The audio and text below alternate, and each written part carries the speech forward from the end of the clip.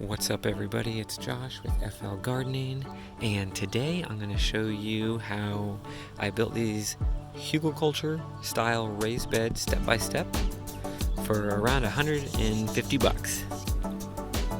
Cool, so this is what you're going to need. You're going to need 3 pieces of galvanized steel, 8 feet long, and then 7 2x4s, also 8 feet long. Also not pictured here is a box of screws that are at least 2.5 inches long, and you'll also need another box of screws that are less than 2 inches, and we'll use those to attach the galvanized steel to the wooden frame. Cool. So here are all of the pieces that you're going to cut. You're going to need 4 6-foot long pieces and also 4 3-foot long pieces, and then you're going to need 10 pieces cut to 19.5 inches. So yeah, if you follow that chart, it kind of shows you how I cut each 8-foot long section of board. Tried to minimize waste on each of them. On each board there, you still will have a couple inches of waste. But yeah, this is the most that I've ever used a miter saw. So some of you might know this already, but for those that were kind of new like me, I just want to share a big tip that I found along the way, and that is to definitely account for the width of the saw blade.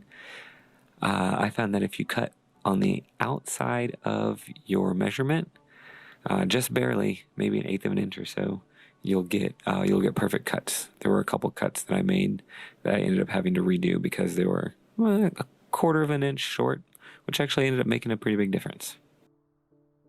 Alright, so from here I'm just going to take 2 19.5 inch cuts of wood and pre-drill 2 holes into one of them. We're going to eventually turn this into one of our corners of our garden bed. After I pre-drill some holes, I'm just going to start some screws to make it a little easier on us to get these screwed in to each other. And now, like I said, I am a pretty amateur carpenter, so there's probably a better way to do this, but this is the way that I chose to do it, was to set them on top of each other and do my best to kind of line them up with my fingers just by feel, making sure everything's flush, and just trying to hold that as tight as possible while I attach them.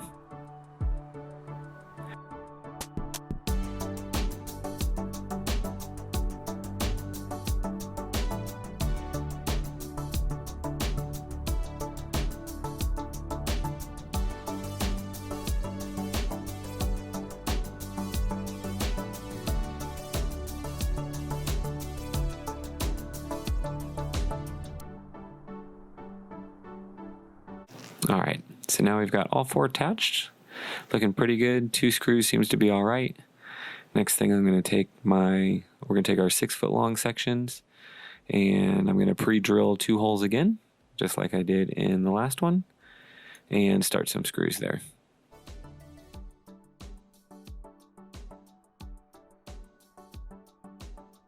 So now once I've got those screws pre-drilled on my 6-foot pieces, I'm going to take my 3-foot piece of wood and do my best again to line it up with my fingers, making sure it's flush, holding them as tight as possible while I screw them in.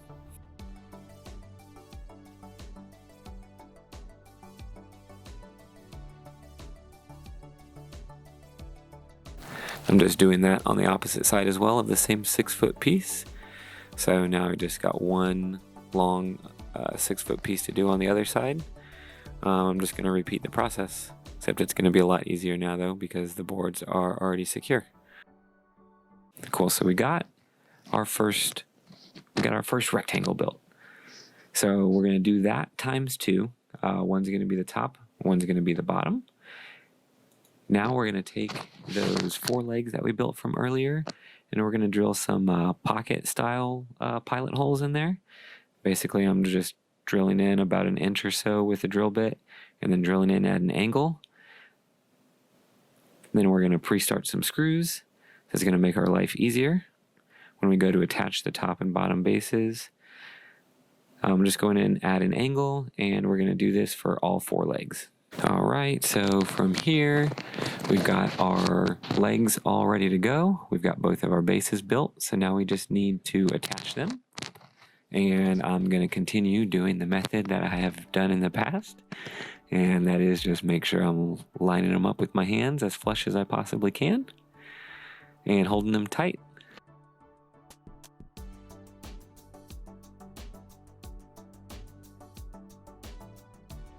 So we're just going to go through and screw these legs in one by one, making sure to get the screws nice and tight. Don't want that leg to be able to wiggle around too much. We're just going to go around and do that to each leg. All right, so there's one thing I want to point out before you start drilling all of these into place, is that you want to make sure that the boards line up the same way. They're just running along the same axis. Cool, I hope that makes sense. If not, definitely comment below. I'll try to clarify. Those are all attached to the bottom base. We're going to go ahead and lay the top base on top. Again, doing our best to make sure it's lined up, level and flush before we start securing everything in.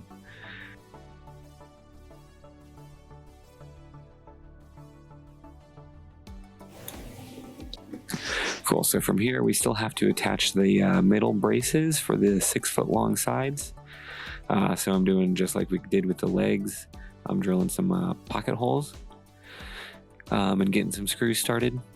These are the screws. These are also screws that are, I believe they're 2 inches long. I found that the 2.5-inch screws went through the front of the wood. So got screws that were a little bit shorter.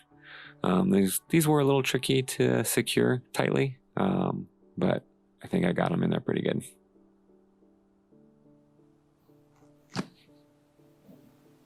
Cool. So now we have to measure and cut our galvanized steel pieces. So I'm measuring that, taking into account the thickness of the wood. My measurement was 68 inches. But after cutting the first piece at 68 inches, I bet you could easily measure it at 68.5 inches. I bet you could easily measure it at 68 inches and be just fine. The extra 1/2 inch wasn't necessary. Actually, I had to go back and trim a piece a little bit smaller. But you could use a metal cutting wheel or some old shears like I have here. These are super old. They're my girlfriend's dad's, probably his grandpa's. So I don't know how old those things really are, but they cut right through this. So any old metal shears will work. But not only do we have to cut the 6-foot side, but now we have to cut the 3-foot side. At this point, I learned take about 1 inch off of your actual measurement, and it'll fit just fine. So I cut one of the 3-foot sides instead of measuring again. I just lined up the piece I just cut and drew a line down it and snipped away. Thought that worked out pretty good.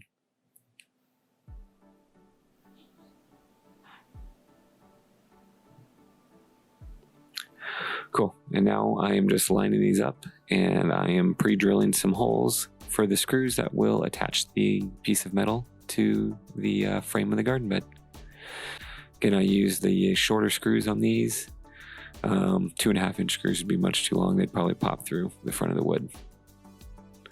And I just did 3 on the top, 3 on the bottom, and then 1 on the side. So then for the 6-foot long piece, I did the exact same thing, just pre-drilled some holes. I did 3 screws on each side, the top, bottom, left and right side, and then just 1 screw on the middle brace. And that seemed to work fine.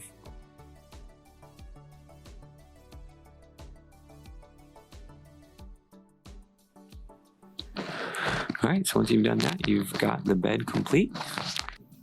So I just want to point out one thing that I've noticed other people that have built similar beds encountered is this little piece of metal that is popping up. You can either take care of that by putting some more screws in the top, or I've seen people take another piece of wood and kind of build a flat ledge over the top of it, and it covers up that piece of metal there. But I think once I fill it with dirt, it's going to kind of push that to the side anyway, so I'm not too worried about it. So I moved the beds into place, got the wheelbarrow out. We're going to start gathering up our supplies. So I'm going to fill these in the bottom with nothing but big old logs that I found in my neighborhood. This is what makes it a hugelkultur style bed, is all the logs and just plant matter in the bottom half of these things. You can see some logs, or some beds have bigger logs than others. Honestly, I thought I had enough, but I wish I had a little bit more. But besides the logs I found from the neighborhood, I was literally just cutting up any kind of yard waste that I had. We trimmed up the hedges on the side. I cut down a bunch of banana trees, threw all of those in there.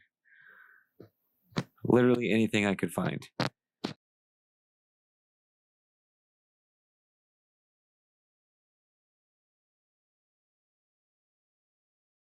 So here's the bottom half of the beds, full of logs and, like I said, pretty much all the plant matter that I could find in my yard. Lots of green leaves, lots of larger twigs, all stuff that's going to decompose really, really nicely and end up feeding the soil at the top. So from there, I just ended up scooping a bunch of like half-made compost that I had laying around in the backyard. This is from a shipment of mulch I got from Chip Drop a while ago, almost a year now, maybe more. It's just been sitting in the back corner, and I just loaded up a bunch of buckets. I was just trying to fill up as much of that empty space in there as I could with some more plant material.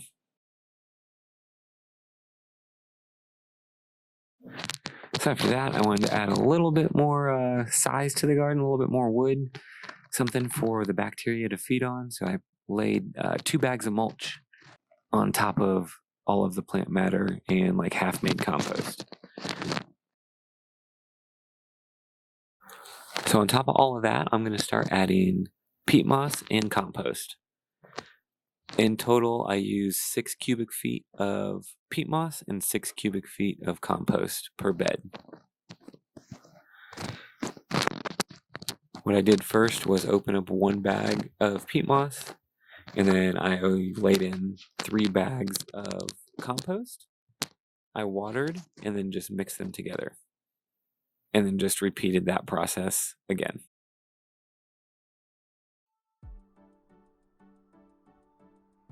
The hardest part of that whole thing is definitely getting the peat moss hydrated.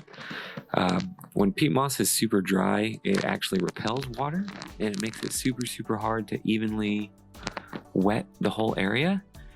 So that's where most of this time and energy was spent, was definitely mixing, watering, mixing, watering, mixing, watering, trying to get an even layer of moisture throughout the whole thing.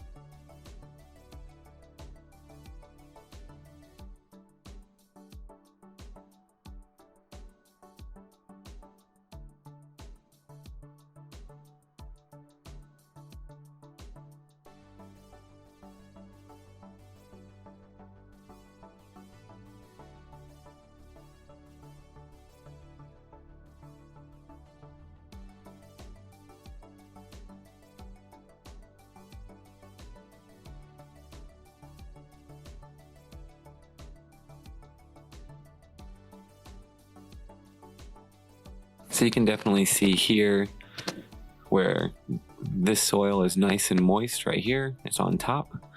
It seems to be evenly saturated, but you dig down just a little bit and you hit a big old patch of dryness. That's the biggest thing that that's the biggest struggle that I think you're going to see when building this type of soil. But just evenly mixing it and continuously watering, I think, will help you out. But from there, I am definitely going to lay a big old layer of mulch on the top. These are 3 cubic foot bags of mulch. I ended up putting 2 bags in this garden bed, that's probably a little bit too much. You could definitely get away with just putting one bag of mulch on the top. I ended up actually scooping some off. And that's it. Mulching was the last step to building this bed. Now all you have to do is plant some plants in it. But you'll see the complete list of everything you'll need, including the wood, the steel, the screws, and everything to fill it for just under $150. That's pre-tax, and I'm sure prices vary from here to there, so you'll expect to spend around $150 to build one of these beds. Cool. Well, I really hope this helps. If you've built this style bed, please take some pictures and send them my way. Always feel free to email me at josh@flgardening, and check out the website, flgardening.com. Cool. Have a good day.